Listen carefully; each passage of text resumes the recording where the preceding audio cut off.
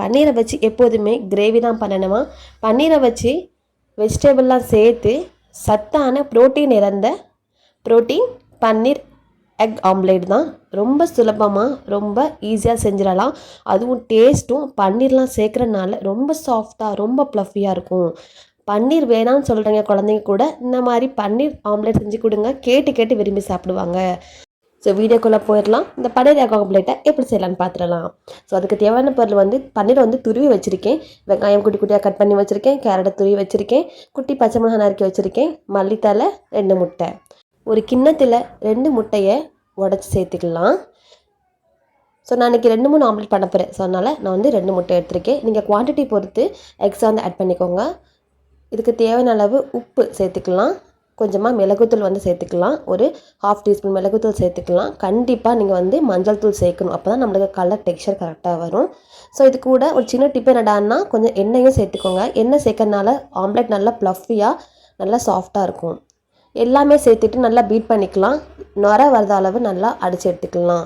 இந்த மாதிரி நல்லா பீட் பண்ணதுக்கப்புறமா இப்போ நம்ம கட் பண்ணி வச்சுருக்க காய்கறி எல்லாமே சேர்த்துக்கலாம். பன்னீர், வெங்காயம், கொத்தமல்லி தழை, கேரட், பச்சை மிளகா எல்லாமே நீங்கள் சேர்த்துக்கலாம். நீங்கள் இதுக்கு கூட இன்னும் காரம் தேவைப்பட்டால் நீங்கள் பச்சை மிளகா ப்ளேஸில் சில்லி ஃப்ளேக்ஸ் கூட நீங்கள் ஆட் பண்ணிக்கலாம். நல்லாவே டேஸ்ட்டாக இருக்கும். ஸோ விஸ்கை வச்சு ஒரு வாட்டி நல்லாவே மிக்ஸ் பண்ணி விட்டுக்கலாம். அந்த காய்கறி எல்லாமே மிக்ஸ் ஆகாத மாதிரி ஒரு 2 நிமிஷம் போல் நல்லாவே மிக்ஸ் பண்ணி எடுத்துக்கலாம்.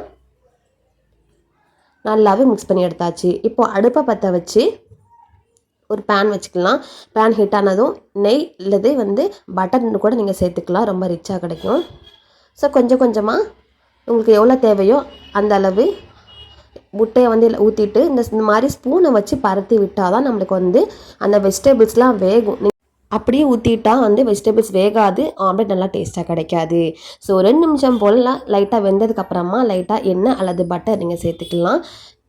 அடுப்பை வந்து லோ ஃப்ளேமில் வச்சு தான் நம்ம வந்து இந்த ஆம்லேட் போடணும். ஏன்னா வந்து நம்மளுக்கு சட்டுன்னு கரிஞ்சோன்னு வெஜிடபிள்ஸ் வந்து வேகாது.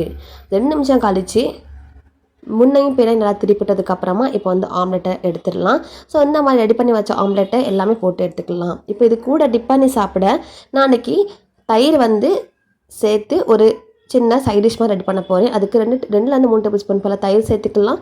கொஞ்சமாக உப்பு, கொஞ்சமாக மிளகுத்தூள் சேர்த்துட்டு கொஞ்சமாக மல்லித்தலை குட்டி குட்டியாக நட் பண்ண மல்லித்தலையும் சேர்த்துட்டு ஒரு ஸ்பூனை வச்சு நல்லாவே மிக்ஸ் பண்ணி எடுத்துக்கலாம்.